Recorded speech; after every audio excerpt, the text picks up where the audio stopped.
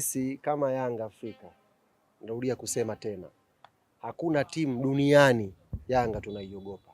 Sisi Yanga tunaheshimu tu mpira, lakini hakuna timu tunaiogopa sisi kama Young African Sports Club.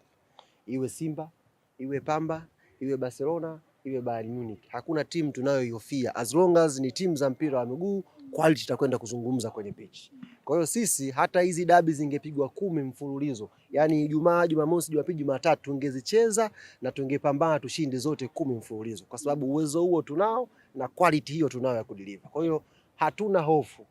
Na wana Yanga nimeona yani katikati hapa kama waandishi mmekuwa mkiwatisha hivi. Kama mmekuwa mkichambua tu upande mmoja kwamba nataka kulipa kisasi mwaka huu, yani mmekuwa kama mnawapa hofu hivyo wana Yanga. Niwaambie Yanga ndo ile ile, hakuna kilichobadilika. Moto utakaowaka ndio utakaowaka tena na kesho, yani hakuna kitakachopoa. Kwa hiyo sisi tuko tayari, na Mwenyezi Mungu atupe afya njema, atupe uhai, kesho tukaamke salama.